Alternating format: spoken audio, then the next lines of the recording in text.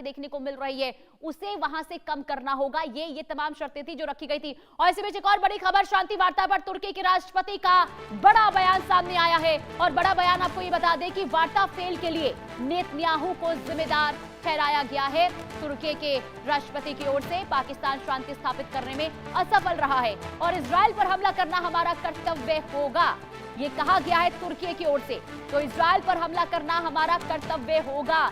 और देखिए ये जो वार्ता विफल साबित हुई इसका जिम्मेदार तुर्की की ओर से तुर्की के जो राष्ट्रपति हैं वो इजराइल को बता रहे हैं। और सिर्फ तुर्की ही नहीं बल्कि कई यूरोपीय देशों की ओर से ये कहा गया था कि इजराइल जो लेबनान पर हमला कर रहा है ये कहीं ना कहीं स्थिति को और भी ज्यादा गंभीर बना रहा है। और इजराइल के इस कदम की निंदा कई यूरोपीय देश कर चुके हैं। और अब तुर्की के राष्ट्रपति की ओर से ये बयान सामने आया और ये कहा गया कि अगर शांति कायम रखनी होगी तो इजराइल को हमले रोकने होंगे लेबनान पर। अब आइए जल्दी से ये 6 तस्वीरें आपको दिखा देते हैं जिसमें शांति वार्ता फेल होने के बाद अमेरिका के जो प्रतिनिधि मंडल है वो वापस अमेरिका को लौट आए हैं। ये तस्वीर हम आपको दिखा रहे हैं। हॉर्मुज पर तकरार जारी है। हॉर्मुज पर भी शर्तें यहां पर रखी गई थी और यह कहा गया था कि लेबनान पर इजराइल अगर हमले करता रहेगा तो हॉर्मुज पर ईरान जो है वो पूरा कंट्रोल करेगा, यानी कि हॉर्मुज एक बार फिर से बंद करने की बात ईरान की ओर से कही गई है।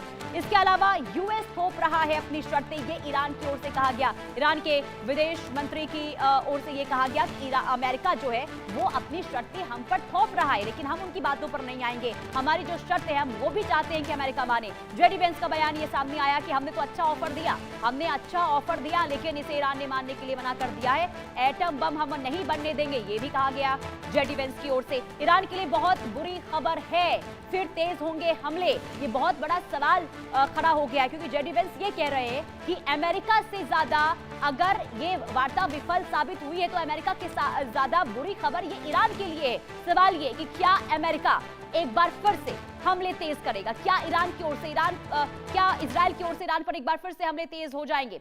सवाल ये भी क्या एक बार फिर से दुनिया में तनाव की स्थिति जो है वो देखने को मिलने वाली है। आगे आखिर क्या होने वाला है, क्या एक बार फिर से मिडिल ईस्ट में हाहाकार की स्थिति देखने को मिलने वाली है, सवाल कई हैं। और ये 6 तस्वीरें जो आप अपनी स्क्रीन पर देख रहे हैं, ये आप इन 6 तस्वीरों के जरिए मौजूदा स्थिति इस वक्त क्या बनी हुई है इसके जरिए आप खुद अंदाजा लगा सकते हैं। इसी बीच एक और बड़ी खबर, युद्ध के बीच कनाडा के पीएम का बड़ा बयान सामने आया है। ये बड़ी खबर, कनाडा के पीएम का बड़ा बयान, यूएस पर रक्षा निर्भरता घटाने के संकेत दिए गए हैं। 70% रक्षा खर्च अमेरिका को भेजने का दौर खत्म हो गया है। ये बहुत बड़ी खबर हम आपको बता रहे हैं और ये अमेरिका के लिए, देखिए अमेरिका के लिए ये अच्छी खबर नहीं है। युद्ध के बीच कनाडा के पीएम ने ये बड़ा बयान दिया और इसी के साथ ये कहा गया है कि यूएस पर रक्षा निर्भरता घटाने के संकेत दिए गए हैं। इसी के साथ आपको ये बता दें, ये कहा गया है कि 70% रक्षा खर्च जो है वो अमेरिका को भेजने का दौर अब खत्म हो गया है।